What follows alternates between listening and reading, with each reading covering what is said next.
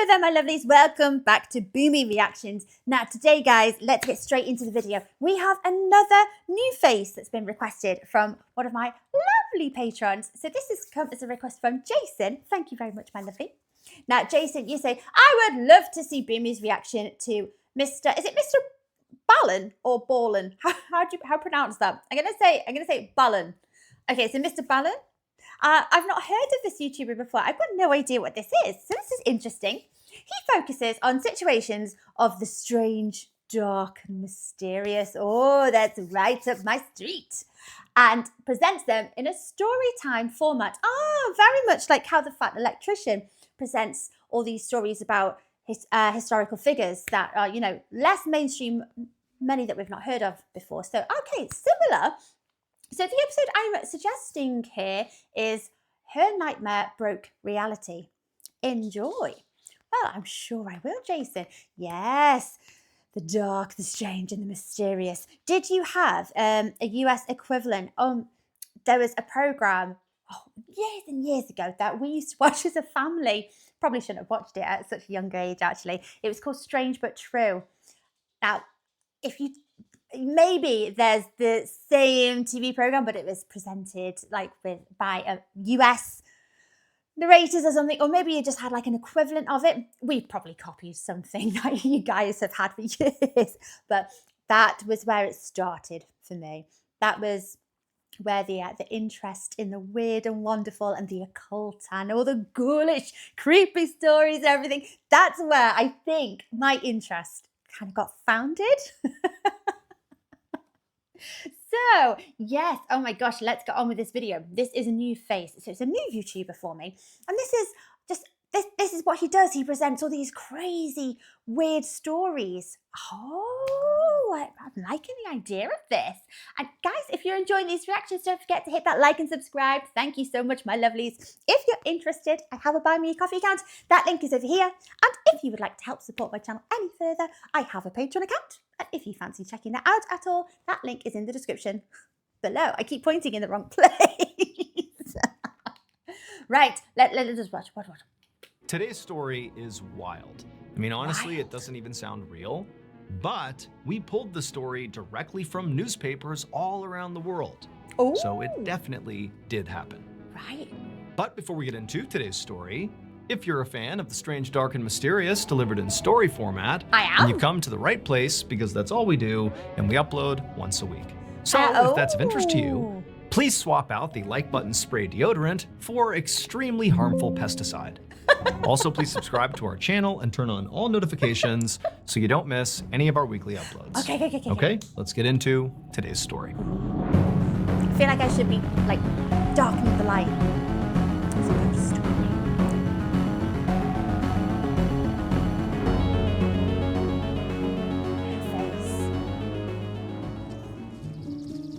One evening in September of 1885, a young woman named Mary stepped out of the backseat of a carriage onto a dirt road in rural England.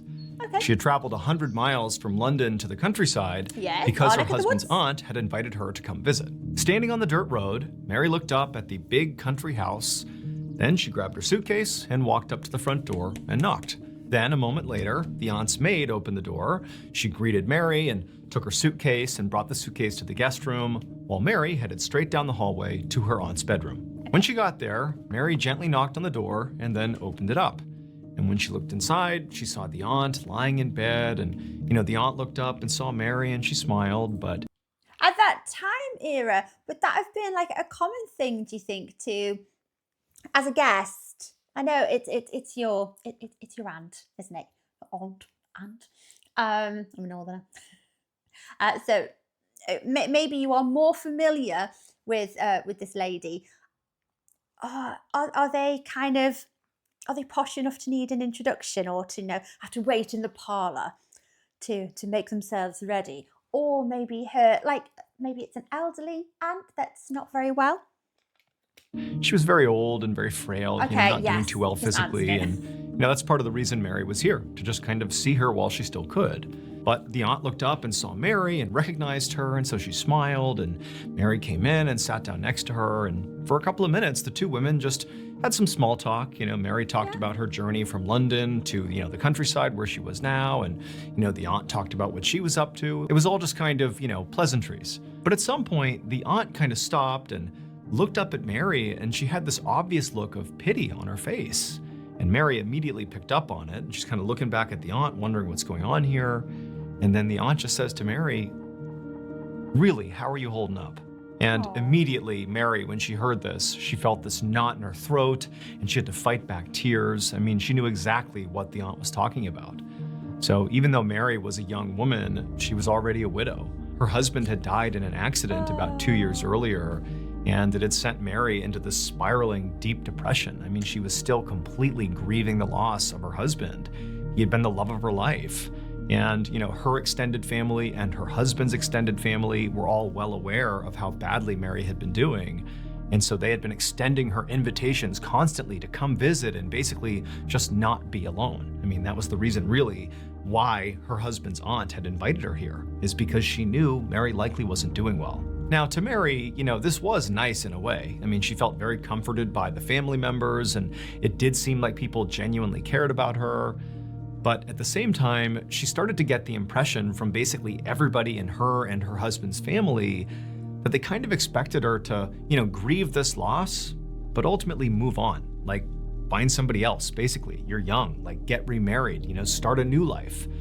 It's interesting because given the time era, we're talking about like the later Victorian period, aren't we? Where Queen Victoria famously wore black after the death of her husband because she mourned him until the day that she passed. She never got over it. She mourned and mourned and mourned. So hence why we kind of associate the Victorian era with like a lot of gothic kind of things, kind of very Tim Burton-esque styles. It's very heavily influenced by Queen Victoria. It was like a bit of a fashion trend. So the idea of her not being able to move on kind of, I don't know, I don't think it would have been unusual for the time, given that the Queen Victoria, this sentiment of undying love that continues past the grave. I don't think that was so unheard of in England given the time era here. But then, of course, you've got the reality. If you're not from a very wealthy family that oozes, radiates money and wealth for your financial security and for the sake of, having a legacy, having children, you would be expected to marry and move on. So I'm quite conflicted over that. Which one do you think would have been? I suppose as well, if she's so young and so unhappy.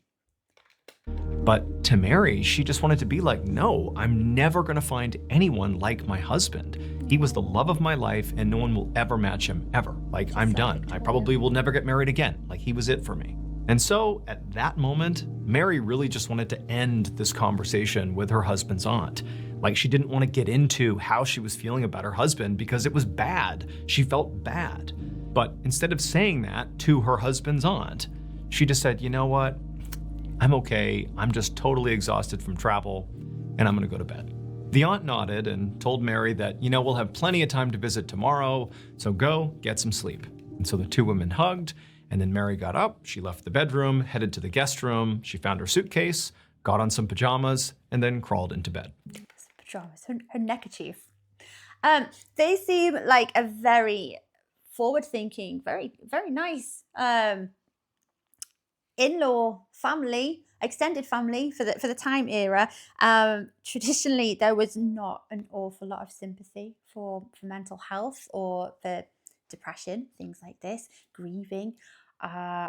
Very, very forward thinking of them. And to ask people outright in that time era as well would have been very much like, I don't know, like a bit of a British stiff upper lip. Don't need to discuss those things. Chin chin. Keep your chin up, darling.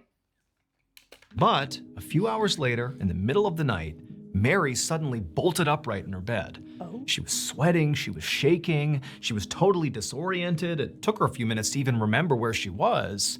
But then finally, when she did and she realized she was safe, she realized she had just had this awful, visceral nightmare that she really couldn't even make sense of. In this nightmare, she was looking out at this huge open field. It's nighttime, and there's nothing but this field.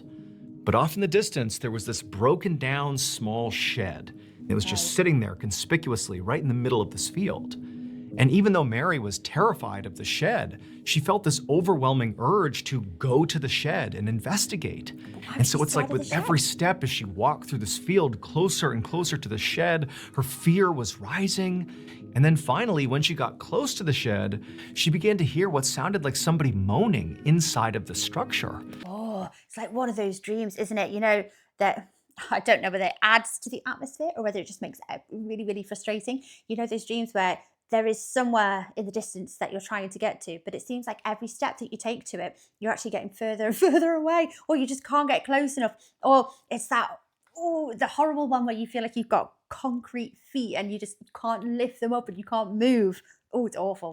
And so now she's really scared, but she keeps walking towards the shed, and then she's right outside. She can't see into the shed, but she can hear the moaning, and she sees her hand just come down and fling the door open, almost like she didn't want to, but her body's acting on autopilot. And then she looks into the shed, and there's this figure tucked into the corner, kind of in the shadows, and it's the thing making these moaning sounds. And it turns, and Mary sees it's this woman, this emaciated, destroyed-looking woman, but her face is the same face as Mary's dead husband. And as soon as she saw that, it jolted her awake. And so that's where she was, sitting in her bedroom, trying to make sense of what she had just seen. And so after 15 or 20 minutes of Mary trying and failing to fall back asleep because of this horrible nightmare, Mary finally says, you know what, I'm just gonna go outside, clear my head, go for a walk. I know it's the middle of the night, whatever. You know, I'll bring some brandy along and sip that to calm my nerves and just kind of walk around until I'm calm, and then I'll go back to sleep. So she hopped out of bed, she grabbed her flask of brandy, grabbed her jacket, got her shoes on, and walked out the front door. That just... wouldn't be my first thought, to each their own. Ooh.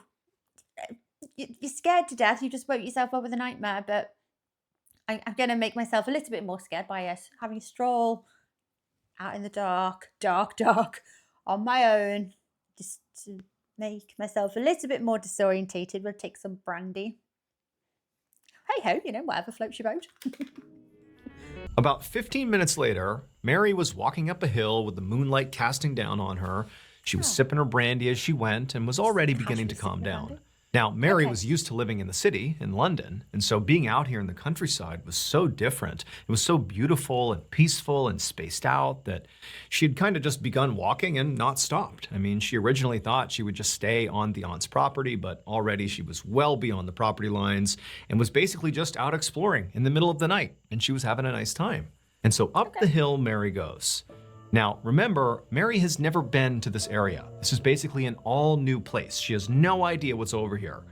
And she goes up this hill, she crests the top, and she gets a look at what's up there for the first time. It's not a shed. And when she sees what's up there, she freezes.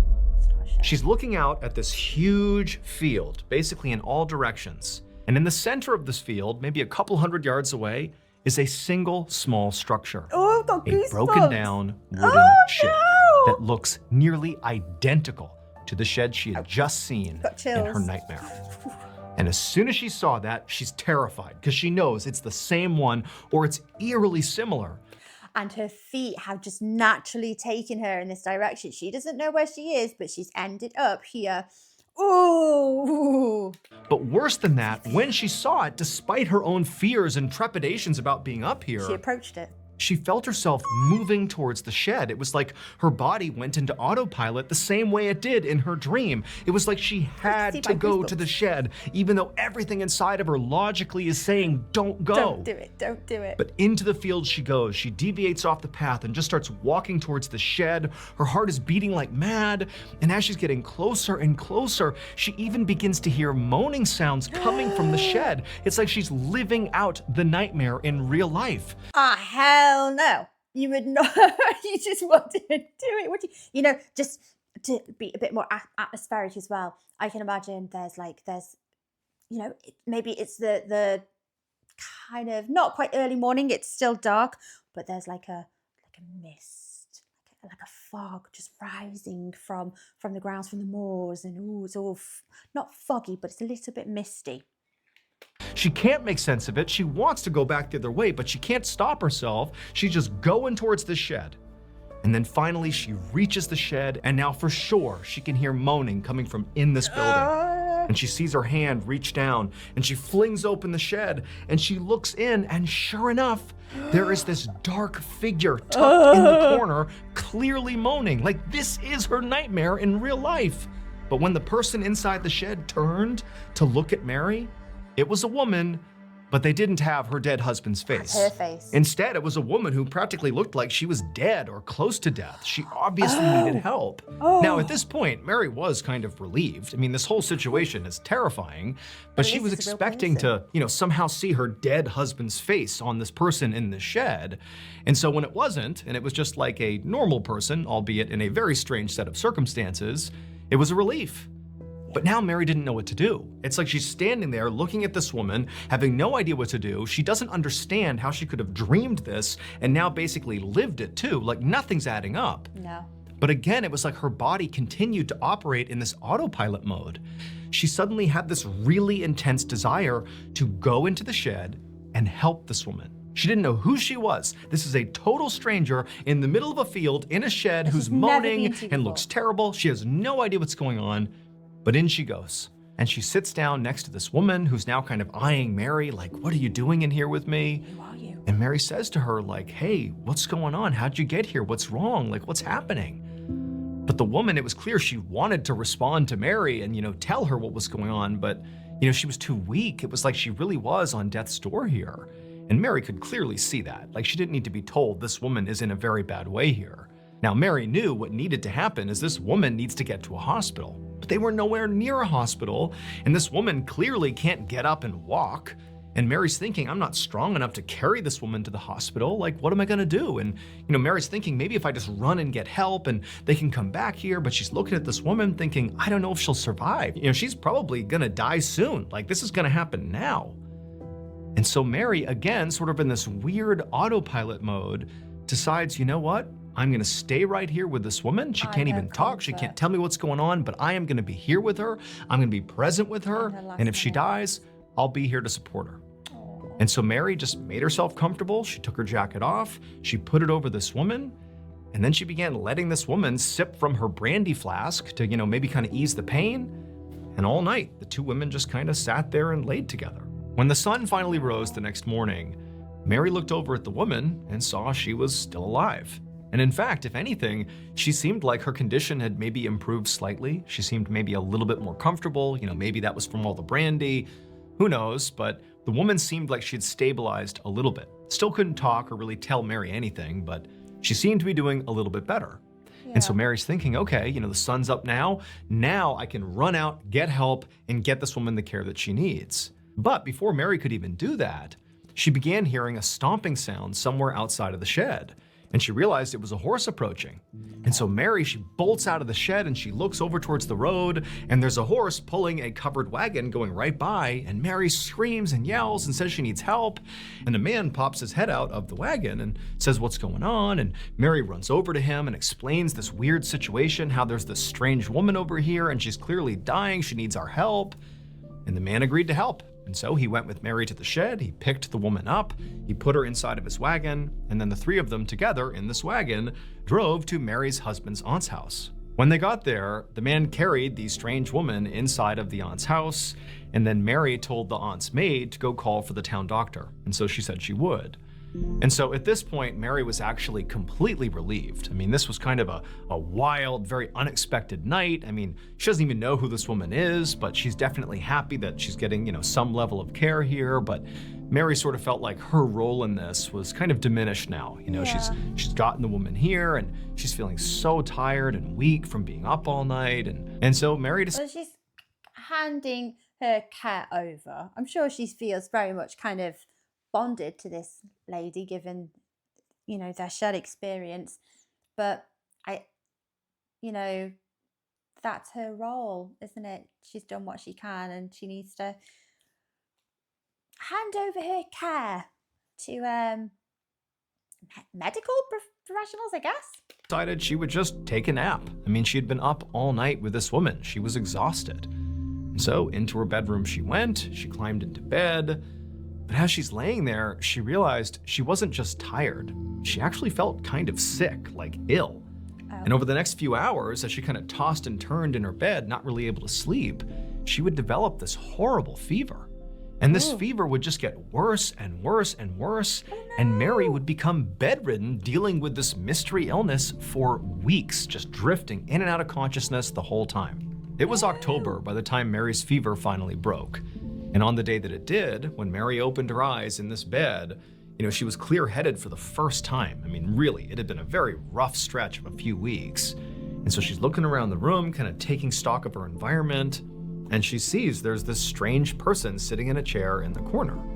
And her immediate reaction is, oh, this must be like a nurse or a doctor or somebody here that's kind of overseeing me. Mary was aware she had been very sick for several weeks and there were people in and out of the room. But she looked back at this person and realized she actually knew who it was.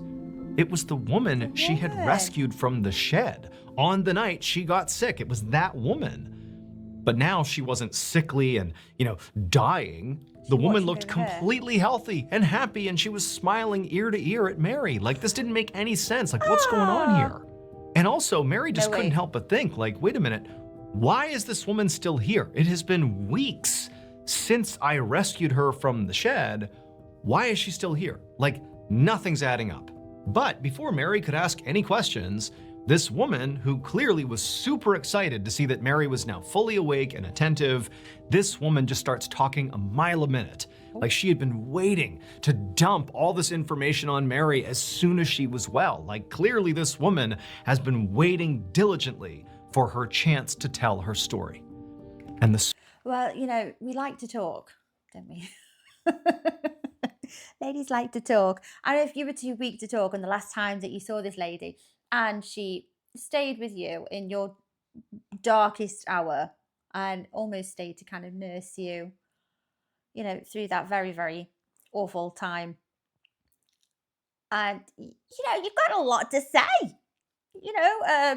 Oh my gosh, that was very kind. Thank you.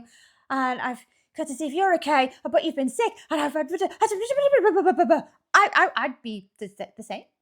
Story that she dumped on Mary at her first chance, like this day, was incredible. The woman told her that a couple of years earlier, she had boarded the ship in England that was bound for Brazil.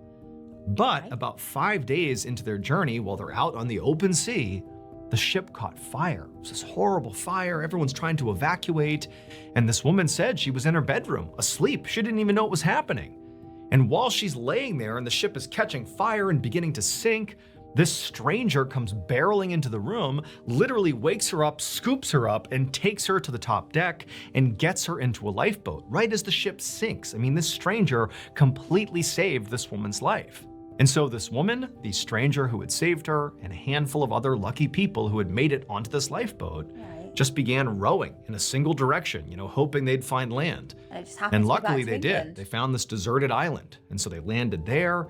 And for a year, this woman and the stranger and those few people subsisted on this island, barely clinging to life, praying for rescue. And amazingly, after a year of being shipwrecked, they flagged down a ship that did rescue them and brought them to England. However, when they actually got to England, things weren't that good. The stranger who had saved this woman had basically lost his mind from living on this island, not expecting to be rescued. Even though they got rescued, it was like he wasn't coherent anymore. He had lost it. Not to mention he was really ill from the way they were living on this island, scavenging things that weren't necessarily edible, but just to survive, they were eating whatever they could. I mean, it was a very rough lifestyle. And this man, he just hadn't really handled it well. And so he got thrown in a hospital and placed in a particular ward for people that were mentally unwell, and he was basically forgotten about. However... or the Bedlam. They didn't send him there, did they? it was not a good time in England if you had mental health. Or even if you didn't have mental health and you just got, sent to Bedlam, because you could in those days. Apparently, if you're a woman, it only needed the signature of a male relative. No reason given or anything, just that's where you're going to go now. Awful. But this, you know that the haunted insane asylums, yeah, they have a root of truth to them, and it's in the Victorian Bedlam. Ooh, not a good time.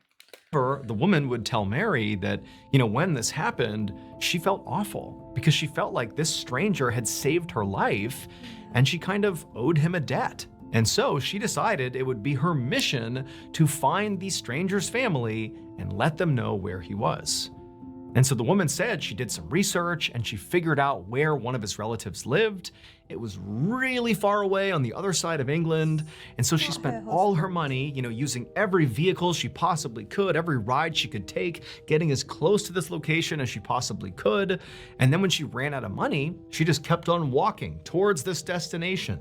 And she kept going until she literally ran out of food and water, but she wasn't quite there yet. She knew she was getting close, and she's just walking, and she's basically falling apart, so hell-bent on finding this family member for this stranger, but she can't quite make it. She can't quite get to the family member's house. And that's when she finds this shed out in the middle of the field where she just collapses, thinking, okay, this is where I'm gonna die. Aww. And so back in the guest room, Mary is listening to this woman tell this unbelievable story. And at some point, the woman just kind of stops when she gets to the shed scene. And Mary's looking at her like, I don't really understand where you're going with this. I don't understand why you're here telling me this. And the woman, she just starts to laugh, like this joyous laughter, just nonstop laughter. And then she goes, don't you get it? And then seconds later, Mary hears footsteps, and a man walks into the bedroom. And it's Mary's husband. He was the stranger who rescued that woman. He didn't die in an accident 2 years ago like they thought. He was in a shipwreck, but he survived. He was the man who got thrown in the hospital and forgotten about. And it was this woman who was making the journey to his aunt's house to tell her that he was still alive.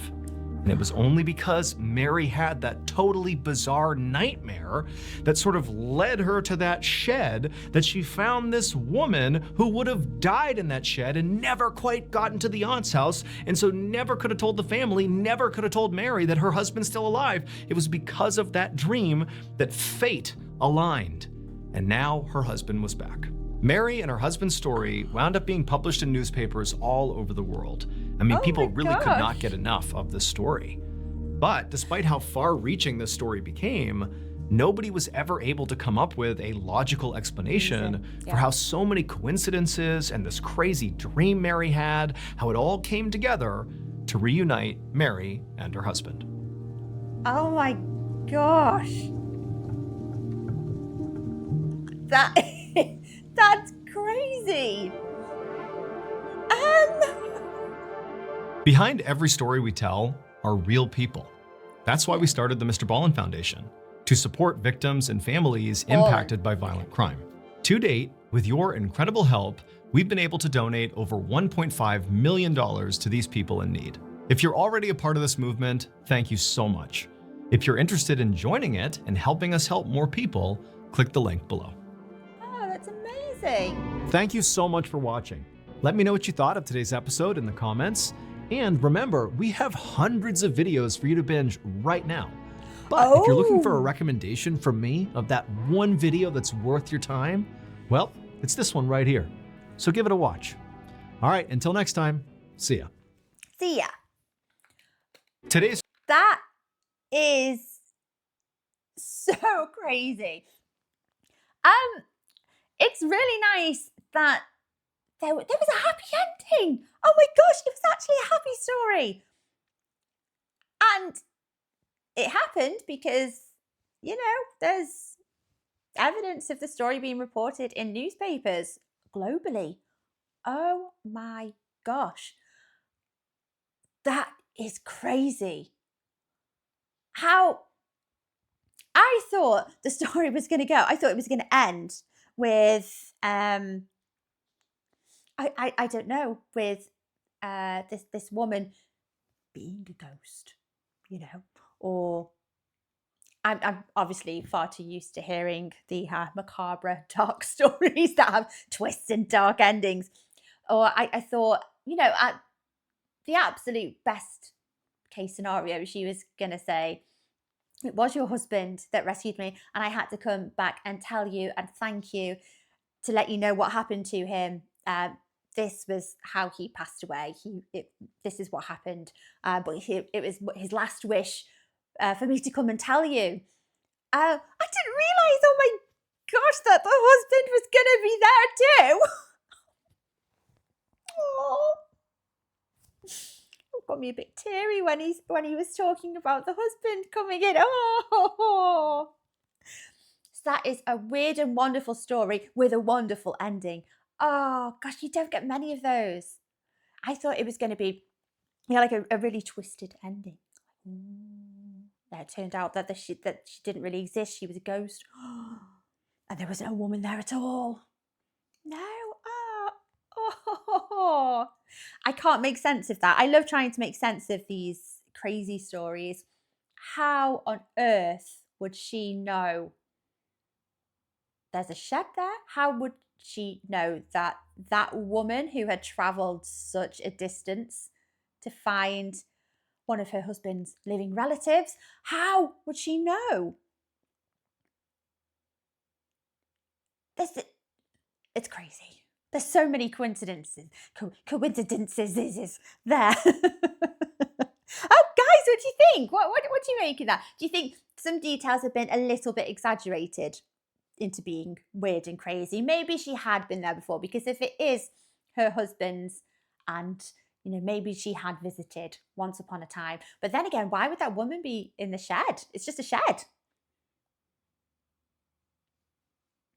Crazy. Oh my gosh. Oh, I love these weird and wonderful stories. Thank you so much, Jason, for requesting this. I'm gonna have to watch them more. Yep, got my X-Files hat on. I'm gonna have to binge watch some more of these crazy, sometimes ghoulish, ghosty kind of stories. Like I say, growing up, I used to watch this maybe it's the same title, It's Strange But True. Do you have an equivalent of it, or was there something, the same thing in the US? Let me know. Or, you know, the X-Files. But these Strange But True stories, they were, you know, meant to be true stories. I don't know how true. But they're very interesting to listen to. They're entertaining, aren't they? Guys, I hope that entertained you. I hope you enjoyed watching along with me. Very, very eerie. Spooky. Let me know what you think. Take care of yourselves, my lovelies, and I will see you next time. Bye-bye.